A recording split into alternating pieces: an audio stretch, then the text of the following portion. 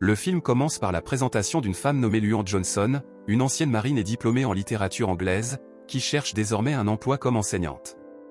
Après s'être séparée de son mari, Luan vit seule et essaie de commencer un nouveau chapitre de sa vie. Un jour, un ancien ami nommé Al Griffith lui recommande de postuler pour un poste au lycée Parkmont, où il travaille lui aussi comme professeur. Lors de l'entretien, Luan rencontre la directrice adjointe, Carla. Contre toute attente, Carla lui propose immédiatement un poste à temps plein avec un salaire de 24 000 $ par an, alors que Luan n'avait postulé que pour un emploi à mi-temps. Elle doit remplacer une ancienne enseignante, Madame Gingrich. Luan devient méfiante lorsqu'elle apprend que 3 professeurs remplaçants ont déjà quitté cette classe en très peu de temps. Carla évite d'en dire davantage, tandis que Al lui adresse un avertissement flou, lui conseillant d'être prudente, laissant entendre que les élèves de cette classe sont connus pour être particulièrement difficiles à gérer. Bien qu'elle hésite, Luan décide de rester positive et de tenter sa chance.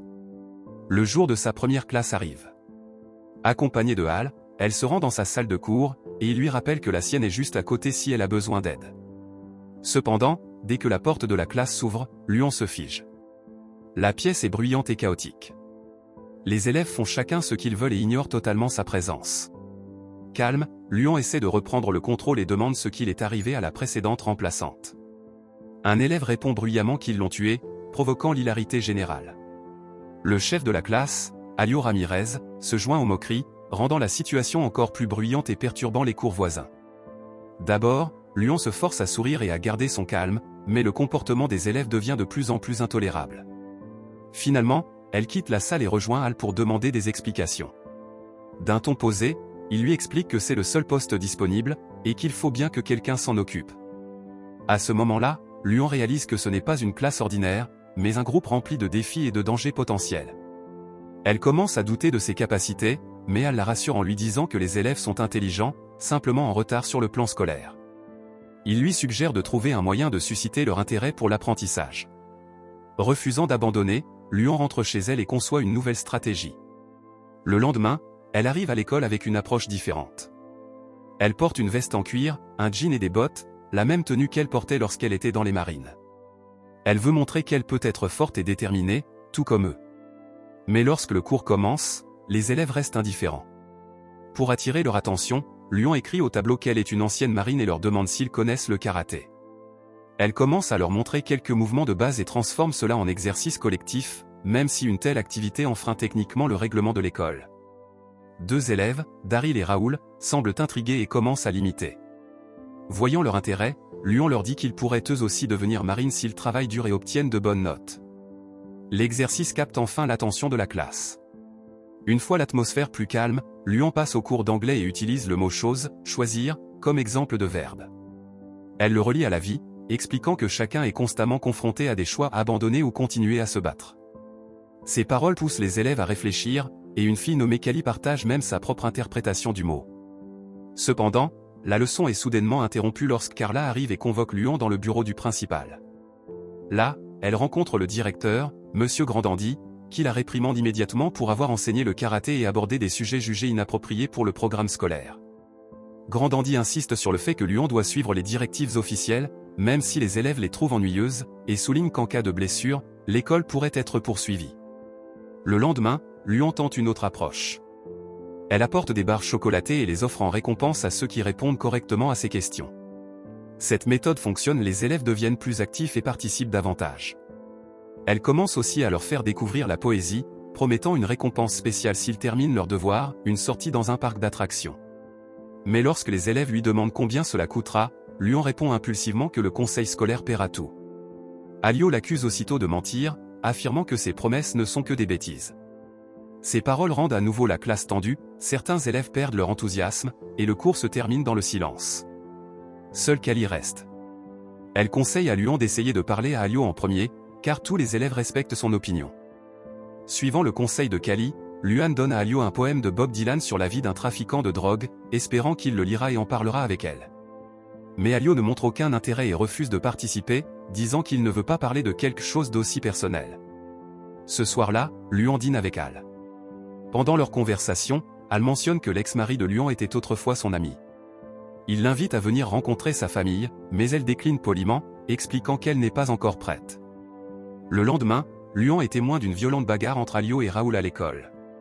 Elle s'interpose rapidement et les avertit que si l'école l'apprend, il risque d'être puni. Elle promet de garder le secret à condition qu'ils cessent de se battre.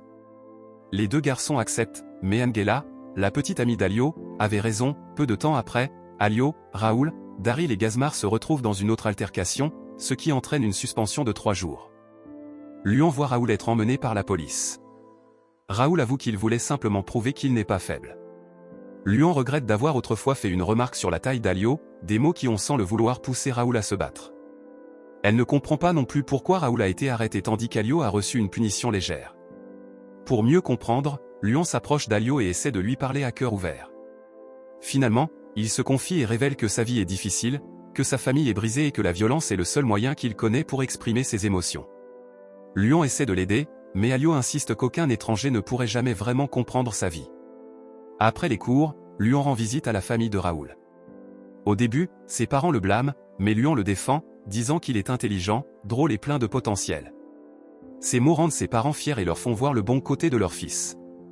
Peu après, Luan rend aussi visite à la famille d'Alio, bien que les détails de leur conversation ne soient pas montrés. Le lendemain, les élèves affrontent Luan avec colère, convaincus qu'elle s'est mêlée de leurs affaires et a causé la punition de Raoul. Ils l'accusent de ne pas comprendre leur vie. Calme mais ferme, Luan leur donne le choix, rester dans sa classe ou partir. Elle leur explique clairement que personne n'est forcé et que chacun a le droit de choisir entre continuer à apprendre ou tout abandonner. Alors que Luan pense ne plus pouvoir supporter la situation, quelque chose d'inattendu se produit, Alio se lève soudainement et prend sa défense devant toute la classe. Il dit qu'il la respecte parce qu'elle a pris le temps de visiter la maison de chaque élève et de parler à leurs parents pour mieux comprendre leur vie. Ces paroles plongent la salle dans le silence, et plusieurs élèves qui envisageaient de partir décident de rester. Après cela, Luan lance une discussion sur les choix de vie et sur la façon dont chaque décision peut façonner l'avenir. Pour la première fois, Alio participe à la conversation, montrant que son cœur commence à s'ouvrir. Avec le temps, le respect d'Alio pour Luan grandit, surtout parce qu'elle se soucie sincèrement de ses élèves.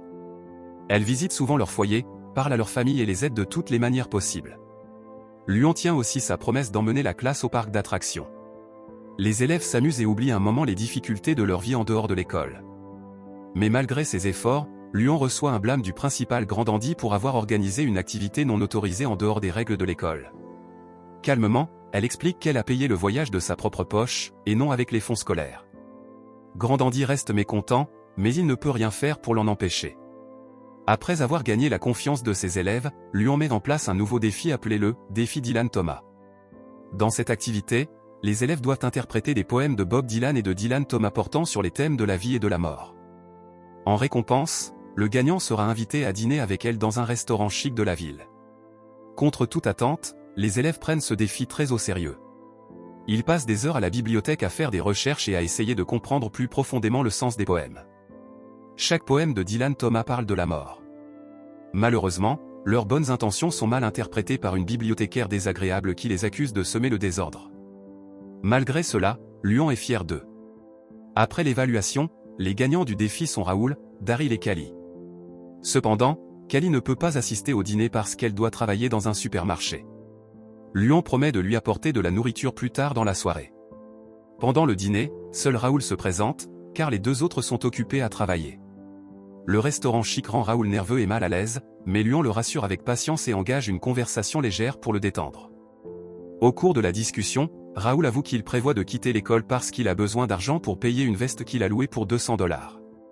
Il dit que cette veste le fait se sentir beau et confiant. Luan est choqué d'apprendre un prix si élevé pour un simple vêtement, mais Raoul explique qu'il possède rarement de beaux habits et que cette veste lui donne un sentiment de valeur. Touché par son honnêteté, Luan lui propose de l'aider. Elle accepte de lui prêter l'argent à une condition, Raoul devra la rembourser non pas en argent, mais en obtenant son diplôme. D'abord incrédule, Raoul finit par accepter. Ce même soir, Luan tient sa promesse et apporte le repas à Callie sur son lieu de travail. Là, elle apprend que Callie est transférée dans une autre école parce qu'elle est enceinte. Luan est profondément déçue, car elle croit que Callie a un grand potentiel, surtout en anglais. Mais Callie insiste pour quitter l'école afin de s'occuper de son enfant.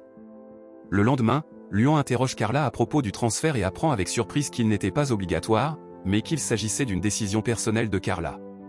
Rapidement, Luan va voir Callie et lui dit qu'elle n'est pas obligée de partir. Cependant, Callie lui répond froidement et explique que son petit ami veut qu'elle déménage pour qu'il puisse vivre plus près et fonder une petite famille. Luan est attristée par ses paroles, puis elle prend Kali à part et lui confie sa propre histoire douloureuse, marquée par une relation abusive avec son ex-mari. Bien que Kali reste silencieuse, Luan sait que ses paroles ont atteint le cœur de la jeune fille. Avec le temps, les méthodes d'enseignement de Luan commencent à changer la façon dont les élèves perçoivent l'école et la vie. Au début, ils n'étudient que pour obtenir des récompenses, mais Luan leur apprend que la connaissance elle-même est le plus grand prix. Elle souligne que la capacité de lire, de penser et de comprendre est une puissance capable de transformer une vie. Elle leur dit que l'arme la plus puissante au monde n'est pas une arme à feu, mais l'intelligence. Pourtant, la lutte de Luan est loin d'être terminée. Lorsqu'elle rend visite aux familles de Daryl et de Lionel, leurs parents la rejettent et décident de retirer leur fils de l'école. Ils pensent que Luan corrompt l'esprit de leurs enfants avec des idées irréalistes de poésie et de rêve. Leur grand-mère ajoute que les hommes devraient gagner de l'argent plutôt que de courir après des rêves de devenir médecin ou avocat. Perdre 3 élèves à la fois fait sentir à Luan qu'elle a échoué. Elle commence à perdre sa motivation et sa confiance, même si les élèves restants essaient de l'encourager à rester forte. Alors qu'elle commence à retrouver un peu de courage, un nouveau problème surgit. Luan apprend qu'Alio a été accusé d'être un trafiquant de drogue et d'avoir volé la petite amie d'un autre homme. À cause de cela, il devient la cible de menaces de mort. Angela raconte à Luan qu'Alio porte une arme pour se protéger, car l'ex-petite amie de sa compagne a juré de le tuer. Pour sa sécurité, Luan et Angela demandent à Alio de rester temporairement chez elle. Pendant son séjour, Luan essaie de le convaincre de signaler les menaces à l'école afin qu'il puisse intervenir et envoyer l'agresseur en centre pour mineurs, garantissant ainsi sa sécurité. Mais Alio refuse catégoriquement. Il dit que dénoncer quelqu'un détruirait sa réputation dans le quartier et qu'il préférerait mourir plutôt que de vivre avec cette étiquette. Luan est terrifié par ses paroles, mais continue à lui donner des conseils avec patience. Cette nuit-là, sans dire au revoir, Alio quitte la maison de Luan. Le lendemain matin, Luan se précipite à l'école pour le chercher. Elle demande au directeur Grandandi s'il est venu dans son bureau. D'un ton froid, celui-ci répond qu'Alio est effectivement passé, mais qu'il l'a crié dessus et chassé pour être entré sans frapper. Luan est dévasté par tant d'insensibilité. Quelques instants plus tard, Carla arrive avec une nouvelle tragique, Alio a été retrouvé mort, non loin de l'école, abattu par balle. Carla demande à Luan de ne pas le dire aux élèves, craignant qu'ils réagissent violemment, mais Luan refuse. Elle estime qu'il mérite de connaître la vérité. Lorsque Luan leur annonce la nouvelle, la classe plonge dans le silence. Les élèves sont choqués et profondément attristés, mais personne ne réagit de manière violente, contrairement à ce que Carla redoutait. Luan se sent alors comme une enseignante déchue et décide de démissionner. Elle annonce à ses élèves que ce sera sa dernière année à l'école, expliquant qu'elle n'a jamais signé de contrat permanent et qu'elle a d'autres projets. Mais les élèves connaissent la véritable raison. Ils voient la douleur et la perte de vitalité chez Luan depuis la mort d'Alio et le départ d'autres élèves. Quelques jours plus tard, Raoul rend visite à Luan pour l'aider à faire ses valises. Il la remercie de l'avoir aidé à payer la veste, affirmant que c'est le geste le plus gentil que quelqu'un ait jamais eu pour lui. Luan lui conseille de continuer à étudier et à se battre jusqu'à la remise de diplôme. Raoul avoue qu'il doute de pouvoir réussir sans son aide, mais Luan le rassure en lui disant qu'il est plus intelligent qu'il ne le pense et qu'elle croit en son potentiel. Pendant ce temps, les autres élèves supplient Luan de ne pas partir. Ils lui disent qu'ils ont encore besoin d'elle pour finir l'école, mais leurs paroles ne suffisent pas à la faire changer d'avis. Le dernier jour d'école, quelque chose d'inattendu se produit. Kali revient soudainement dans la classe de Luan, après que Raoul l'a convaincu de venir. Ils espèrent que sa présence touchera le cœur de la professeure et la fera rester. Et en effet, lorsque Luan voit tous ses élèves rassemblés, refusant de la laisser partir, elle est profondément émue. Il lui rappelle tous les poèmes et les leçons qu'elle leur a enseignés sur les choix et la persévérance. Ils lui disent que si elle abandonne maintenant, elle trahirait ses propres enseignements. Leurs mots la laissent sans voix. Luan réalise que ses élèves ont changé et ils sont devenus forts et courageux. Ils croient désormais en eux-mêmes et en la professeure qui leur a appris à croire. Les larmes aux yeux, Luan décide finalement de rester et de continuer le combat à leur côté. Le film se termine sur Luan, debout fièrement devant sa classe, souriant à ses élèves qui ont trouvé leur chemin dans la vie. Le film conclut sur un message puissant, parfois, la vie ne nous offre pas le meilleur départ. Mais comme le montre l'histoire de Esprit Rebelle, ce qui compte vraiment, ce n'est pas d'où l'on vient, mais qui l'on rencontre en chemin. Une enseignante comme Luan Johnson prouve qu'une seule personne bienveillante peut complètement changer le cours de la vie de quelqu'un. Elle n'est jamais venue pour être une héroïne, et pourtant, sa présence est devenue une lumière dans les ténèbres pour des enfants qui avaient perdu espoir. Cette histoire nous rappelle que la véritable bienveillance peut être plus forte que les règles, et que la compassion vaut souvent mieux que la punition. En fin de compte, Chaque enfant n'a besoin que d'une seule chose pour survivre, quelqu'un qui croit en lui. Et parfois, le plus grand miracle de la vie n'est pas d'être sauvé, mais de rencontrer quelqu'un qui nous fait comprendre que nous en valons la peine.